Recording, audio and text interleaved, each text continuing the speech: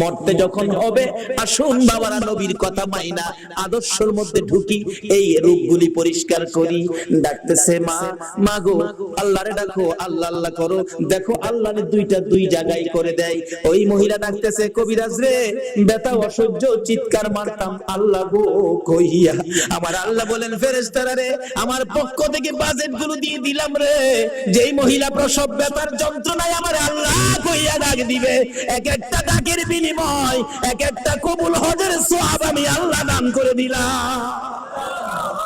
এই কষ্টের বিনিময়ে আমার আল্লাহ যদি এই দিতে পারে, বলুন সন্তানের কিছু দেওয়া দরকার আছে কিনা?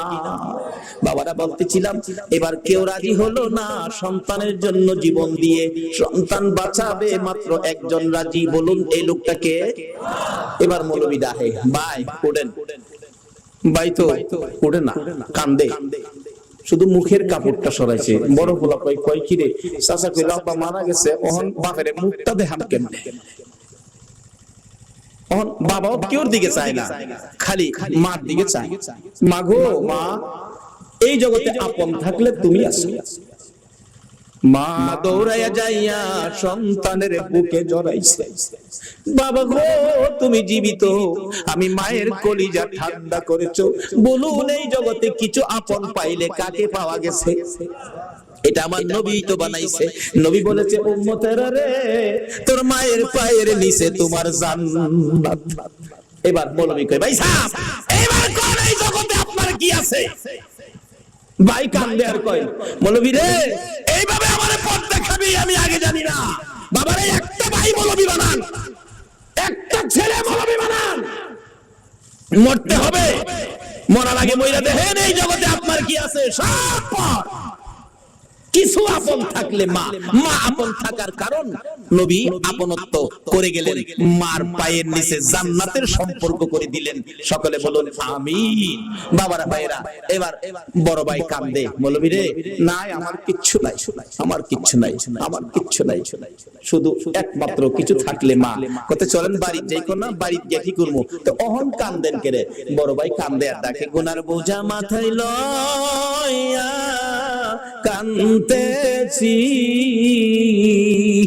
মাফ করে দাও মাহবুব আল্লাহ এলাহি। বাবারা দুইটা চিঠি নবীর পক্ষ থেকে আপনাদের কাছে দেওয়ার কথা। একটা চিঠি হলো কাফা বিল মাউতি ওয়াইজান, মৃত্যুটাকে স্মরণ রাখো, যথেষ্ট ওয়াজের দরকার নাই। আরেকটা চিঠি হলো আমার নবী আপনাদের উদ্দেশ্যে দিয়েছে আদ-দুনিয়া ও মাজরাতুল আখিরা, দুনিয়াটা হলো আখিরাতের বাজার। আমি আপনাদের কাছে জানতে চাই নবীর চিঠি মাফিক, নবীর চিঠি হিসাব করে আখিরাতের জন্য কে কি বাজার করেছেন, কে কি রোজগার করেছেন। আমার নবী যেদিন বলেছে দুনিয়া আখিরাতের বাজার, সাহাবীরা জড়ো হইয়া প্রশ্ন করে নবী গো আমরা কিভাবে বাজার করলে লাভবান হব? আমার নবীর সাথে সাথে আরেকটা চিঠি সামনে পেশ করে দিলেন, সাহাবীরা রে আসসালাতু মিফতাহুল জান্নাহ, এই নামাজ ধরো, নামাজটা তোমাদের আখিরাতের জন্য জান্নাতের চাবি হিসাবে পাবি। লম্বা ঘটনার সংক্ষেপ করে দিলাম।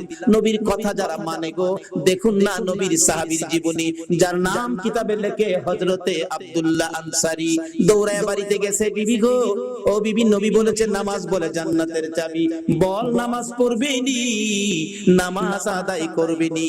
বিবি একটা চিৎকার মারছে, স্বামী নবী যদি বলে থাকে, আল্লাহু আকবার বলো, কে বলে থাকে? কে? মদিনার মহিলারা পর্যন্ত আমার নবীর কথার মর্যাদা দিত। মসজিদে নববীতে, ও মসজিদের পক্ষের বাইরা কারা গো মসজিদ সামনে রেখে মাহফিলের আয়োজন করেছেন?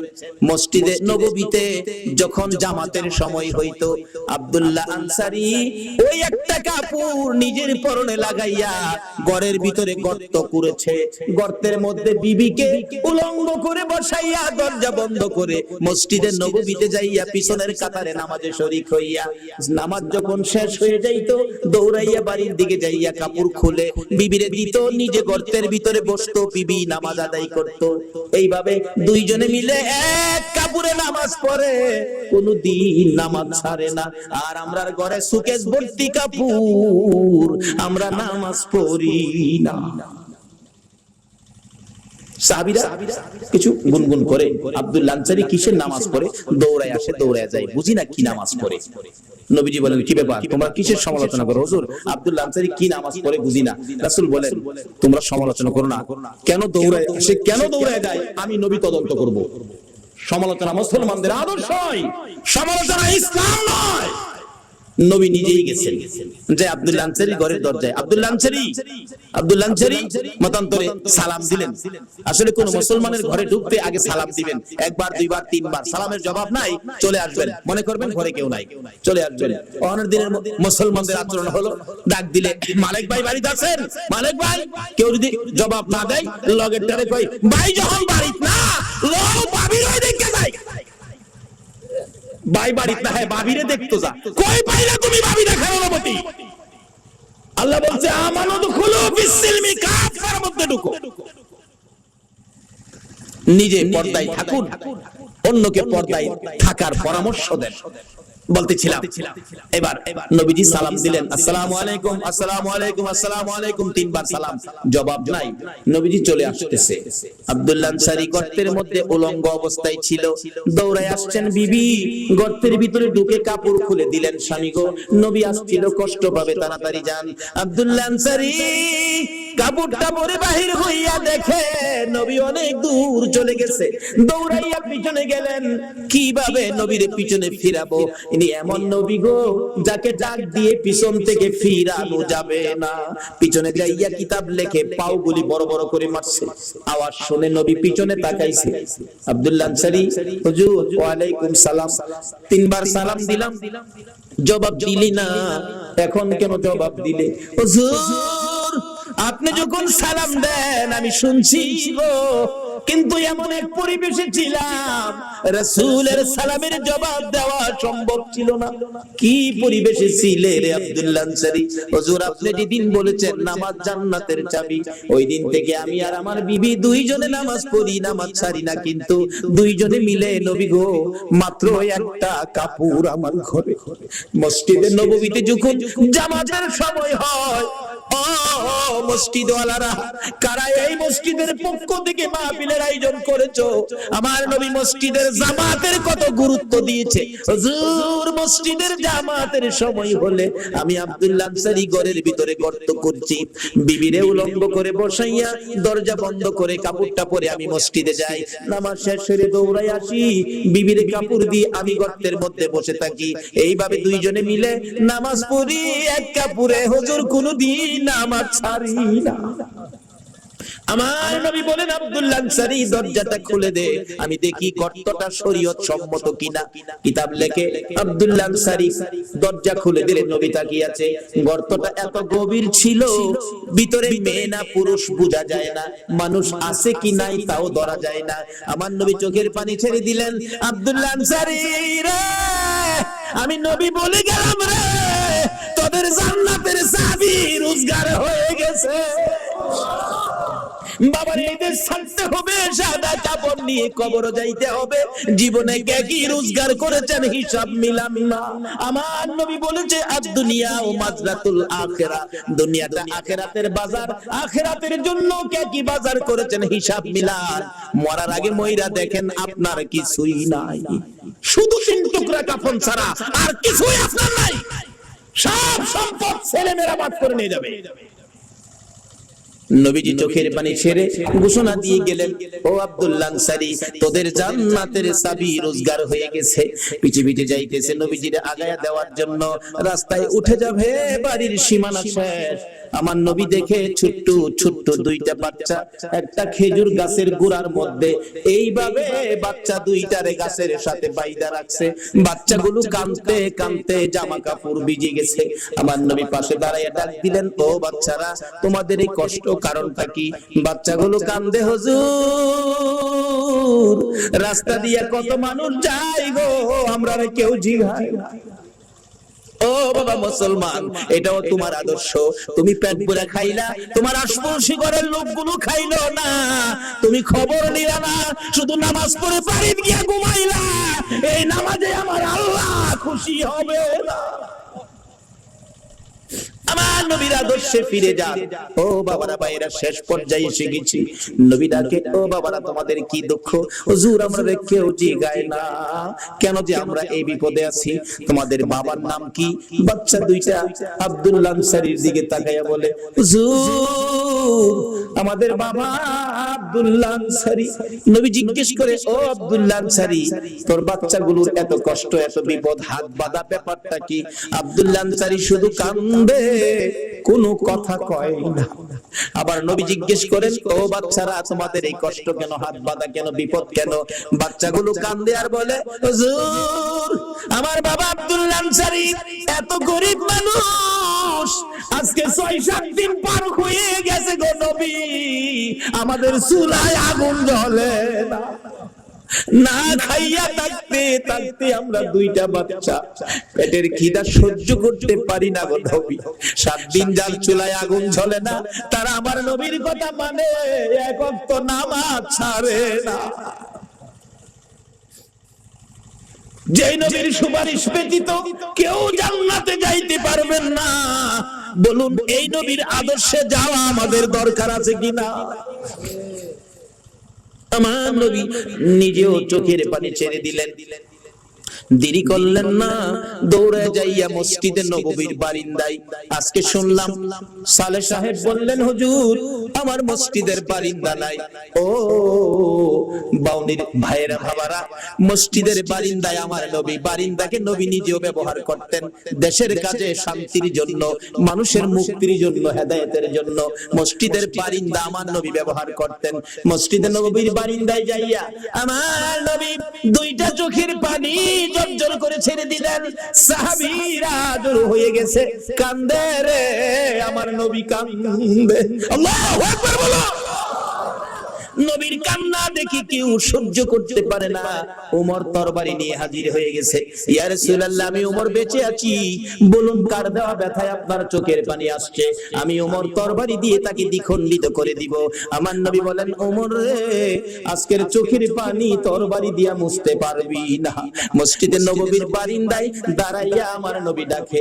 আবু বকর হাজির হয়ে গেলেন। ইয়া রাসূলুল্লাহ আমি আবু বকর, যে আবু বকর 3 বার করে সর্পের দংশনে আপনি নবীর ভালোবাসায় জীবন দিতে রাজি, প্রয়োজন হলে আমি আবু বকর জীবন দিব। আমার নবী বলেন, আবু বকর রে জীবন দিয়ে চোখের পানি বন্ধ করতে পারবি না। এইভাবে একের পর একজন আসতেছে, নবী কারো পক্ষে খুশি হয় না। একটু পরে দেখা যায় দূর থেকে আসতেছে হযরতে উসমান গনি রাদিয়াল্লাহু তাআলা। ও দনিরা কে হবে গো উসমান গনি? হাসতেছে, চোখের পানিগুলো ছেড়ে ছেড়ে নবীজি কান্দে। উসমান গনি ডাকতেছে, হুজুর আমি উসমান গনি আসলাম। নবী গো বলুন কিসের বিনিময়ে চোখের পানি মোছা যাবে? আমার নবী এইভাবে দুইটা হাত বাড়াইয়া ডাক দিলেন, উসমান গনি রে আমি নবী তোর দিকে তাকাইয়া রইছি। মসজিদে নববীর বারিন্দায় আমার নবী উসমান গনির দিকে তাকিয়ে আছে। আমি জানি না আজকে বাউনির জমিনে আমার নবী মদিনা থেকে এই মসজিদের বারিন্দার জন্য কার দিকে নবী তাকাইয়া রইছে। উসমান গনি আয়, আমি নবী তোমার দিকে তাকিয়ে আছি। নবীজির সামনে দাঁড়াইলে উসমান গনি ডাকতেছে, ইয়া রাসূলুল্লাহ বলুন কিসের বিনিময়ে আপনার চোখের পানিগুলো মুছতে পারি? আমার নবী কান্দে, উসমান রে পারবি নি ইহুদির বাড়ির খেজুর গাছটা আমারে কিনা দিতে, আমি নবীর চোখের পানি বন্ধ হয়ে যাবে। যায়া দেখ আমার আব্দুল্লাহ আনসারীর দুইটা বাচ্চারে কি কষ্ট দিয়ে রাখছে। 7 দিন চুলায় আগুন নাই রে, এই খেজুর গাছের খেজুর টুকায়া বলে খাইছিল। গাছটার মালিক ইহুদি, দুইটা বাচ্চারে গাছের সাথে বাইরে রাখছে। একটা দৌড় মারছে উসমান গনি রাদিয়াল্লাহু তাআলা। কারা গো এই মসজিদের পক্ষে আছো? এটাই হবে আমার আল্লাহর পক্ষ, এটাই হবে আমার নবীর পক্ষ। যারা মসজিদের পক্ষ থাকবে আমার নবী তাদের পক্ষে থাকবে, যারা মসজিদের বারিন্দার পক্ষে গো আমার নবী তাদেরকে না লইয়া ফুলসিরাতের ফুল নবী পার হবে না। উসমান গনি ডাকি, ইয়া রাসূলুল্লাহ কথা দিলাম খেজুর গাছ না নিয়ে আমি আসবো না। ডাকতেছে, ইহুদি বাড়িতে আছো? জি। খেজুর গাছটা বিক্রি করে দাও। ইহুদি কই বাড়ির খেজুর গাছ বিক্রি করব? কান্দে উসমান গনি, রে ইহুদি নিষেধ দিস না আমার রাসূল কান্দে রে এই গাছটার জন্য, আজকে যা চাইবি তা পাইবি, বিক্রি করতে হবে।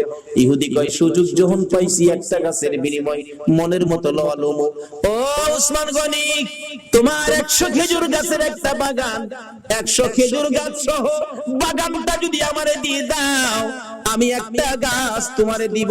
ওসমান গনি একটা চিৎকার মারছে, আরে ইহুদি, মাত্র 100 খেজুরের গাছ চাইছস রে, আবার রাসূল কান্দে। রাসূল খুশি করার জন্য আজকে যদি আমি ওসমান গনির সকল সম্পত্তি চাইতি, একটা গাছের বিনিময় আমি ওসমান গনির সব করে দিয়ে দিতাম।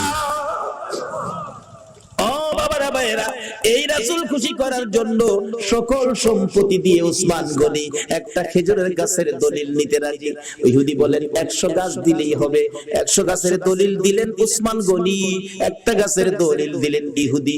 এই দলিল নিয়ে রাসূলের সামনে হাজির। আমার নবী চোখের পানি জর্জর করে ছেড়ে দিলেন, ওসমান গনি রে, আমি কথা দিলাম রে, তোরে না লইয়া আমি নবী জান্নাতে যাব না।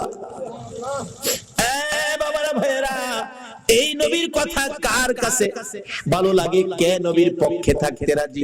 মসজিদ আল্লাহ খুশির ঘর, মসজিদ আল্লাহ পাওয়ার ঘর, মসজিদ জান্নাত পাওয়ার ঘর, মসজিদ গুনাহ মাফের ঘর। এই মসজিদের বারিন্দার জন্য আমি আপনাদেরকে নিয়ে দোয়া করব। দোয়ার আগে 5টা মিনিট অনুরোধ হলো, আমি আপনাদের মেহমান, কেউ উঠবেন না, যদি উঠেন আমি কষ্ট পাবো। মোহাম্মদ আর একটু দুরূদ শরীফ পড়ুন। আল্লাহুম্মা সাল্লি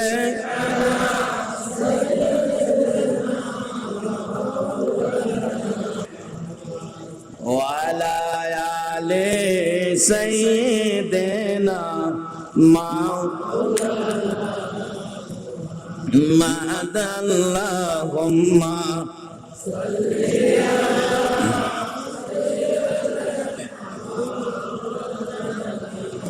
মুহাম্মদ ওয়ালা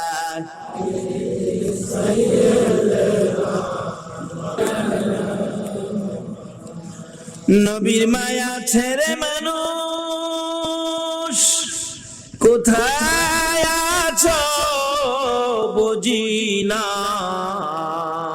তোমার মায়ায় কান্দে নবী, তোমার মায়ায় কান্দে নবী, শুয়ে সোনার মদিনা। আল্লাহুম্মা সাল্লি সাইয়্যিদিনা মাওলানা মুহাম্মদ ওয়ালা আলি সাইয়্যিদিনা। বলগল উলা বিকামালিহি কশফত দুজা বিজামালিহি সুনত জামিউ খিসালিহি সাল্লাল্লাহু আলাইহি ওয়া আলিহি। আসুন দোয়া করি। আস্তাগফিরুল্লাহ রাব্বি মিন কুল্লি যামবিন ওয়া আতুবু ইলাইহি লা হাওলা ওয়ালা কুওয়াতা ইল্লা বিল্লাহিল আলিয়্যিল আযীম। আসুন দোয়া করি। দোয়া শরীক হন সকলে।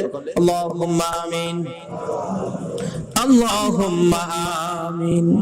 ربنا ظلمنا أنفسنا وإن لم تغفر لنا وترحمنا لنكونن من الخاسرين رب ارحمهما كما ربياني صغيرا।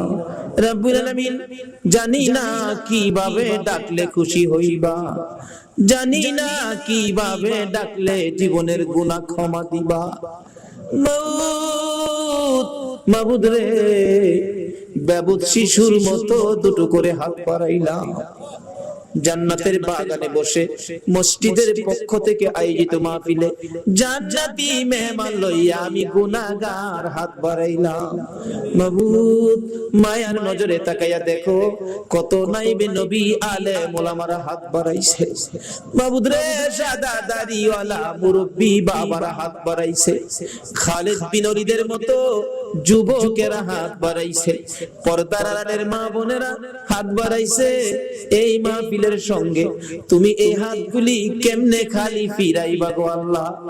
মাবুদ, এই মাহফিলের উসিলাই, এই মাহফিলে যারা হাত বাড়াইছে, আমি নেককার বুঝি না, গুনাহগার বুঝি না, মেয়ে বুঝি না, পুরুষ বুঝি না, আজকের জন্য নামাজি বুঝি না, বেনামাজি বুঝি না, যারা এই হাত বাড়াইছে গো, আমাকে সহ সকলের জীবনের গুনাহগুলো ক্ষমা করে দাও। ক্ষমা চাইলাম জীবনের গুনাহ, ক্ষমা যদি না করো কবে জানি মৌতের চিঠি দিয়ে আজরাইল পাঠাইয়া দাও, কবে জানি গর্তে বাহির করবে রে, আর ঘরের ভিতরে নিবে না। উঠানের কিনারে পর্দা টানাইয়া জীবনের শেষ গোসল করাবে রে। আদুরের সন্তানেরা ঘরের বারিন্দায় দাঁড়ায়া দাঁড়ায়া কাঁদবে আর ডাকবে বাবা গো, পর্দার ভিতরে কিসের গোসল করবো বাবা।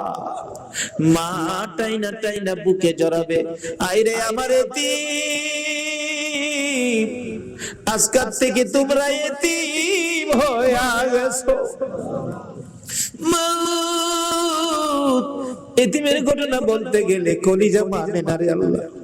আমার বড় ভাই 5টা বাচ্চা এতিম করে কবরে, বাড়িতে গেলে আমার ছেলেরা দৌড়াই আসে, আব্বু আইছে। আমার ছোট্ট একটা ভাতিজা দৌড়াই আইসা দাঁড়াইয়া তাকে কিছু কয় না। জিজ্ঞেস করি বাবা কি চাও, কি লাগবে, কি দরকার বলো। চোখের পানি ছেড়ে কান্দে, কেন কান্দো বলো না। আমারে ডাইকা ডাইকা কয় চাচা গো, আপনি তো একদিন 2 দিন পর পর বাড়িতে আসেন, চাচা আমরা আব্বা কই গো চাচা, আমরা আব্বা কি আর জীবনে বাড়িতে আসবে না। এইভাবে কবে জানি কার সন্তানেরা এতিম হইয়া যায়, কবে জানি কার বিছানা খালি হইয়া যায়। ওই দিন আসার আগে তোমার কর্মস্থলীদের পক্ষ থেকে আয়োজিত মাহফিলে আমরা যারা হাত বাড়াইছি গো, ফিরাইও না, ঘুরাইও না, আমরা তুমি মাফ করে দাও। আল্লাহ জীবনের গুনাহ মাফের আসার দরখাস্তের পর আরেকটা দরখাস্ত করি, তুমি কিন্তু রাগ হইও না। আমি জানি না হাজার হাজার মানুষ এত রাত পর্যন্ত বসে হাত বাড়াইছে, টাকা চাইলে লোকেরা জায়গা, আজকে লোকগুলো গেল না, বসে রইলো।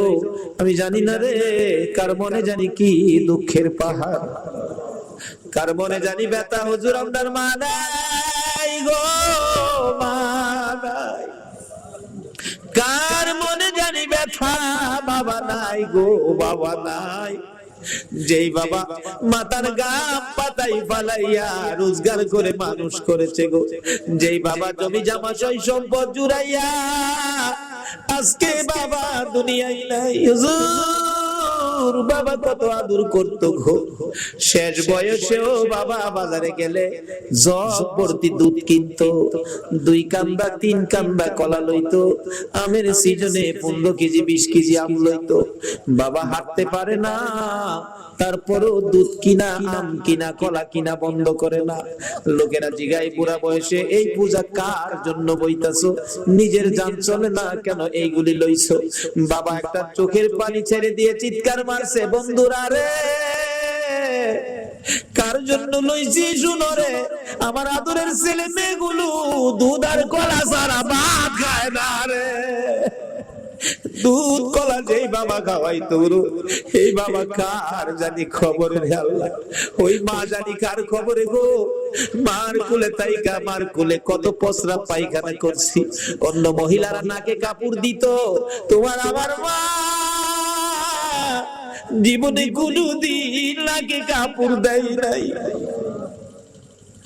মা সন্তানেরা যদি কোথাও যাইতো, রাত্র 12টা 1টাও যদি বাজছে, সারা গ্রামের ঘরের দরজা বন্ধ হয়েছে, মা দরদি দরজাটা খুইলা বিনাইয়া বিনাইয়া কাঁদছে। একটা গাছের পাতা যদি পড়ছে, একটু আওয়াজ যদি হইছে, মা 2 কদম সামনে গিয়া একটা চিৎকার মারছে, বাবা আইসনি, আমি তোমার মা দাঁড়াইয়া রইছি। বাবারে বাড়ির দিকে তাকাইয়া দেখো, এই জানি কার মরল হইয়া গেছে। এই মারে কবরে শুয়াইয়া, বাবারে কবরে শুয়াইয়া চোখের পানি কার জন্য রাখছো? মাহমুদরে, মায়ের অভাবী ছেলেরা কি করে? এতদিন তো শুধু বলতাম, এখন তো নিজেও মার অভাবী। একটা মায়ের অভাবী ছেলে বিদেশ থাকে, সপ্তাহ সপ্তাহ টেলিফোন করে, মা মা তুমি কেমন আছো আমারে জানাইও। মা কই, বাবা বিদেশ গেছো টাকার জন্য, সপ্তাহ সপ্তাহ টেলিফোন করে টাকা নষ্ট করলে কেমনে হইব? টাকা চিনো রে বাবা, টাকা চিনো। ছেলেটা টেলিফোন করে বলতেছে, মা মা গো আমার বাধা দিও না গো মা, আমি টাকা চিনি না, আমি চিনি আমার দরদি মা। সপ্তাহ সপ্তাহ টেলিফোন, হঠাৎ করে মা স্ট্রোক করে মারা গেছে। এলাকার লোকজন কয়, ছেলেটারে মৃত্যুর খবরটা দিও না, দিলে আত্মহত্যা করবে। একদিন এক রাত, দুই দিন দুই রাত, তিন দিন তিন রাত, যেদিন পার হয়ে যায়, ওই বিদেশের মাটির থেকে ছেলে স্বপ্নে দেখে মা ডাকতেছে, টেলিফোন কার কাছে করবি রে? মা কইয়া কারে ডাকবি রে বাবা? আমি তোর মা, কবরে চলে গেছি, আর আমারে পাইবি না। আইলি না, আমারে মা কইয়া ডাকলি না, মার দেখা আর জীবনে হবে না। ঘুম থেকে উঠে মা মা কইয়া কাঁদতেছে। বন্ধুরা বলেন, কি হলো তোমার? আমি স্বপ্নে দেখেছি মা নাই, দেশে থাক, দেশে আর চাকরি করবো না, দেশে চলে যাব। সকালবেলা টেলিফোন করছে, বড় ভাই টেলিফোন ধরে, মন্নান সপ্তাহ হইলে টেলিফোন করবি, আজকে কেন টেলিফোন করলি? ভাই আমি স্বপ্নে দেখেছি আমার মা নাই গো। ভাই আগে সত্য করে কও, আমার মায়ের খবর কি? খবর যদি না কও, আমি কালকেই বাড়িতে চলে আসবো। মায়ের কাছে দাও, মায়ের সাথে কথা বলবো। মার কাছে যদি টেলিফোন না দাও, আমি কিন্তু কালকে বাড়িতে চলে আসবো। বড় ভাই টেলিফোন ফালাইয়া একটা দূর মায়েরা মায়ের খবরের পাশে, মা মা গো তোমার বাবুর খবর পাইছে গো, কালকে বলে বাড়িতে আইব। বড় ভাই সকালবেলা মাইক্রো ভাড়া করেছে, বুড়া বাবা পিছে পিছে ডাকতেছে, আমারে সঙ্গী করি লইয়া যা রে, মায়ের পাগল রেখে থামাইব। বুড়া বাবা সহ এয়ারপোর্টের গেটে বসে আছে। একটু পরে দেখা যায় মায়ের পাগল লইয়া বিমান আইসা পড়ছে। বুড়া বাবা গেটে দাঁড়ায়া দাঁড়ায়া কান্দে, বাবু আমার মরলাম, আমি কি দিয়া বুঝাইব? মালামাল সহ গেট পার হইয়া দৌড়ে বড় ভাইয়ের গলায় ধরছে, ভাই ভাই আমার মা এসে গাড়িতে, মা আছে ভাই। ভাই শুধু কাঁদে, ভাই গো আমি স্বপ্নে দেখেছি আমার মা মারা গেছে, তুমি কাঁদো, ব্যাপার কি কও না গো ভাই। ভাই কিছু কয় না, শুধু কাঁদে আর কাঁদে। দৌড়ে বাবার পায়ে পড়ে গেছে, বাবা বাবা আমি স্বপ্নে দেখেছি মা নাই, তাড়াতাড়ি চলে আসছি, ব্যাপার কি, খবর কি কও না। বাবা ধৈর্যের সহিত বলতেছে, মন্নান আয় গাড়িতে, বাড়িতে যায় দেখবি তোর মা কেমন আছে। গাড়ি টান দিলে একটু পরে বলতেছে, মন্নান বাবা গো মা মরে গেছে, স্বপ্নে দেখে চলে আসছি, কিছু আনতে পারি নাই, শুধু মায়ের জন্য একটা স্বর্ণের চেন আনছি গো বাবা, এই চেনটা তুমি মার কাছে বুঝাইও। বাবা কান্দে, বাবু এই চেন আমি কার হাতে দিব? মন্নান রে এই চেনটা তোর কাছে রাখ, তুই তোর মার হাতে বুঝাইয়া দিস। বাড়ির কাছাকাছি মাইক্রো গেলে দূর থেকে মন্নান তাকাইয়া দেখে বাড়ির গেটের সামনে রে শত শত মহিলারা কান্দে, একজন আরেকজনকে ডাকতেছে, দেখা রে মায়ের পাগল আইসা পড়ছে। মন্নান বারবার জিজ্ঞেস করে, বড় ভাই এত মহিলা কান্দে, ব্যাপার কি, কি হয়েছে নতুন করে? কিন্তু বড় ভাই গো এত মহিলা কান্দে, আমার মারে তো দেখা যায় না। বড় ভাই আর কথা কয় না, গাড়িটা থামলে দরজাটা খুলছে। মন্নান তাকায়া তাকায়া দেখে মা কই, মারে দেখা যায় না। অন্য মহিলারা গাড়ি ঘেরাও করে ডাকে, মন্নান আইসো, মা কইয়া কারে ডাকবি রে?